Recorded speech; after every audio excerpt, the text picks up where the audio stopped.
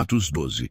E por aquele mesmo tempo, o rei Herodes estendeu as mãos sobre alguns da igreja para os maltratar. E matou à espada Tiago, irmão de João. E vendo que isso agradara aos judeus, continuou, mandando prender também a Pedro. E eram os dias dos ázimos, e havendo-o prendido, o encerrou na prisão, entregando-o a 4 quaternos de soldados para que o guardassem, querendo apresentá-lo ao povo depois da Páscoa.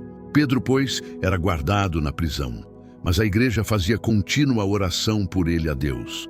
E quando Herodes estava para o fazer comparecer, nessa mesma noite estava Pedro dormindo entre 2 soldados, ligado com 2 cadeias, e os guardas diante da porta guardavam a prisão. E eis que sobreveio o anjo do Senhor, e resplandeceu uma luz na prisão, e tocando a Pedro no lado, o despertou, dizendo: Levanta-te depressa. E caíram-lhe das mãos as cadeias. E disse-lhe o anjo: Cinge-te e ata as tuas sandálias. E ele assim o fez. Disse-lhe mais: Lança às costas a tua capa e segue-me. E saindo, o seguia. E não sabia que era real o que estava sendo feito pelo anjo, mas cuidava que via alguma visão.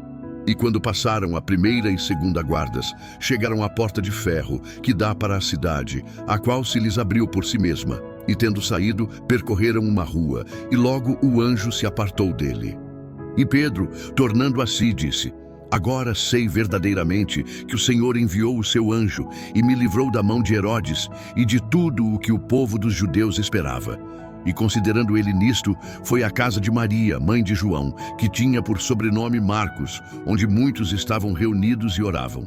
E batendo Pedro à porta do pátio, uma menina chamada Rode saiu a escutar. E conhecendo a voz de Pedro, de gozo não abriu a porta, mas correndo para dentro, anunciou que Pedro estava à porta. E disseram-lhe: Estás fora de ti.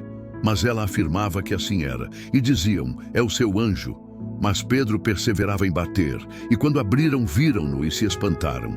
E acenando-lhes ele com a mão para que se calassem, contou-lhes como o Senhor o tirara da prisão, e disse: Anunciai isto a Tiago e aos irmãos.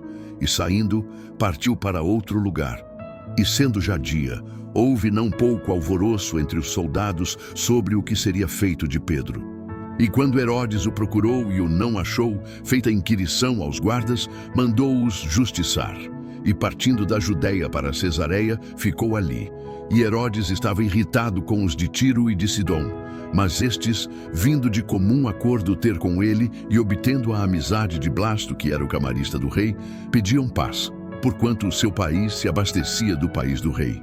E num dia designado, vestindo Herodes as vestes reais, estava assentado no tribunal e lhes fez um discurso.